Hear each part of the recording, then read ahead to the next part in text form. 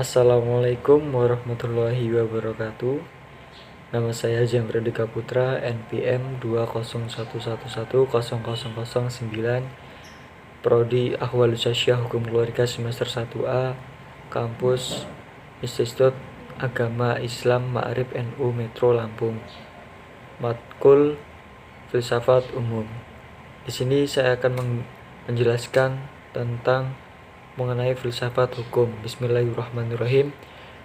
Dalam perkembangannya, kajian terhadap filsafat ini dibagi ke dalam pembagian secara klasik, yang meliputi filsafat teoritis dengan tujuan untuk mengetahui kebenaran mencakup matematika, ilmu-ilmu alam, dan teologi, dan filsafat praktis yang tujuan untuk aplikasi praktis khususnya pada bidang etika, politik keluarga, dan politik negara.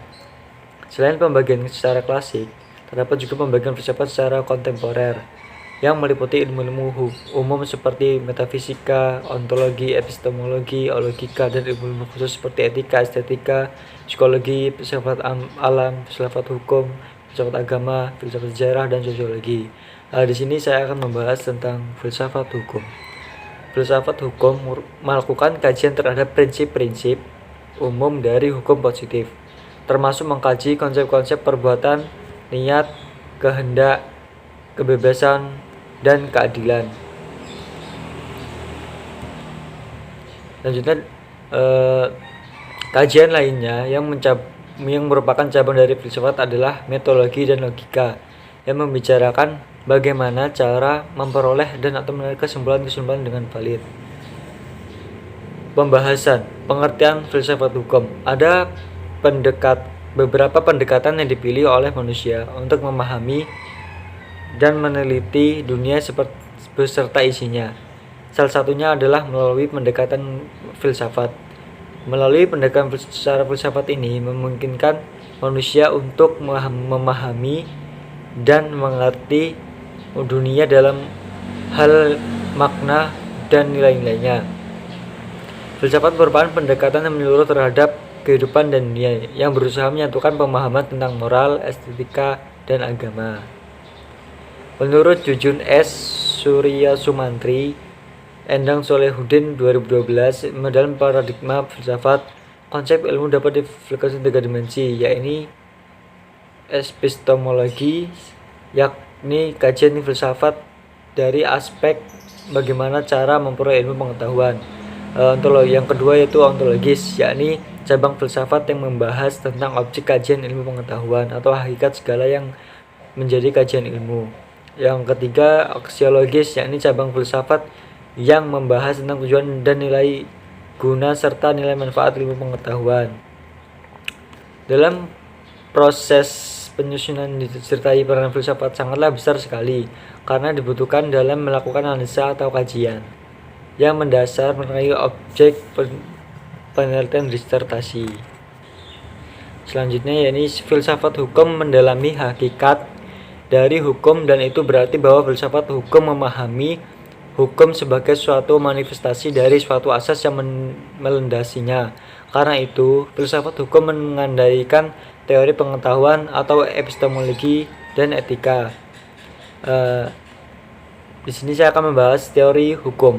Teori hukum adalah teori dalam hukum yang berfungsi memberikan argumentasi yang meyakinkan bahwa hal-hal yang dijelaskan itu adalah ilmiah atau paling tidak memberikan gambaran bahwa hal-hal yang dijelaskan itu memenuhi standar teoritis.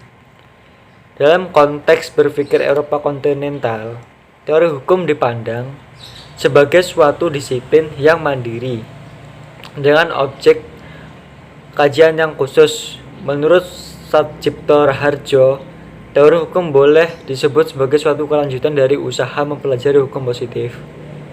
Setidak-tidaknya, dalam urutan yang demikian itulah kita merekonstruksikan kehadiran teori hukum secara jelas. Ada kajian filosofis di dalam teori hukum, sebagaimana dikatakan oleh Radbruch bahwa tugas teori hukum adalah membuat jelas nilai-nilai oleh postulat-postulat hukum sampai kepada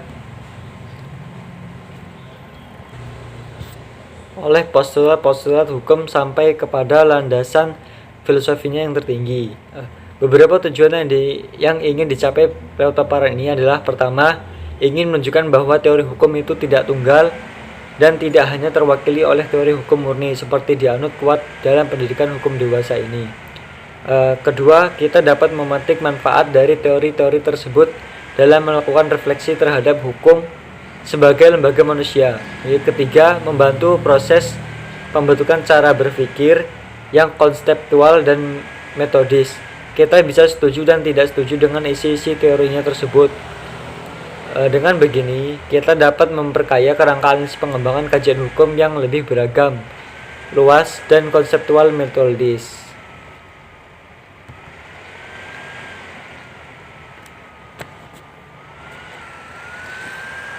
Teori hukum sangat berkaitan dengan metodologi yang menyangkut dua aspek, yaitu teori hukum meneliti objek dan metode di satu pihak dari ilmu hukum atau teoretikal dan di pihak lain dari pengembangan hukum atau praktikal seperti perundang-undangan, peradilan.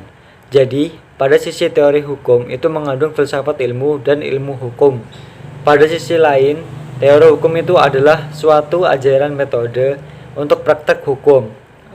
Berpikir adalah proses bagaimana menyusun hipotesa, teori, konsep melahirkan ilmu pengetahuan yang kemudian memiliki manfaat begitu banyak bagi kehidupan manusia. Teori hukum secara esensial bersifat interdisipliner. Hal ini mengandung arti bahwa teori hukum dalam derajat yang besar akan menggunakan hasil-hasil penelitian dari berbagai disiplin yang mempelajari hukum, termasuk di dalamnya logika hukum. Dalam hubungannya dengan filsafat hukum, peranan teori hukum adalah mengintegrasikan hasil penelitian teori hukum dengan unsur-unsur dalam filsafat hukum. Menurut O.J. Salman, dengan mengutip pendapat dari Jan Gilself bahwa hasil dari penelitian filsafat hukum tidak dapat diuji secara empirik, secara keseluruhannya, dan secara rasional untuk sebagiannya. Penelitian filosofis sendiri memang harus selalu memenuhi syarat-syarat minimum tertentu dan rasionalitas, yaitu harus tepat secara logika dan terbuka bagi diskusi. Yang terakhir, saya dapat menyimpulkan dari penjelasan tadi bahwa peranan filsafat hukum atau teori hukum dan logika dalam penyusunan disertasi sangatlah berkaitan antara yang satu dengan yang lainnya. Artinya satu sama lain saling mendukung. Dengan filsafat hukum kita bisa menjelaskan dan menjawab pertanyaan-pertanyaan yang tidak terjawab oleh ilmu hukum. Yang menyangkut objek hukum akan menjadi landasan ontologi hukum. Jawaban atas pertanyaan-pertanyaan yang tentang prosedur perolehan pengetahuan tentang hukum, kebenaran, dan tekniknya akan menjadi landasan epistemologi hukum. Dan jawaban atas pertanyaan-pertanyaan yang mempersoalkan tujuan dan penggunaan hukum akan menjadi landasan aksiologi dari hukum. Sementara dengan teori hukum akan menggunakan hasil-hasil penelitian dari berbagai disiplin yang mempelajari hukum, termasuk di dalamnya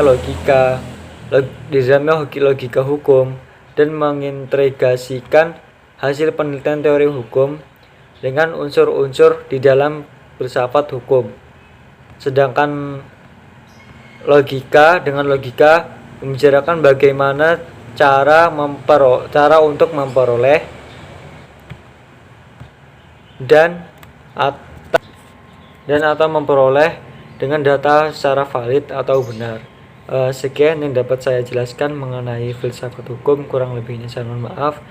Saya akhiri, wabillahi taufiq wal hidayah. Wassalamualaikum warahmatullahi wabarakatuh.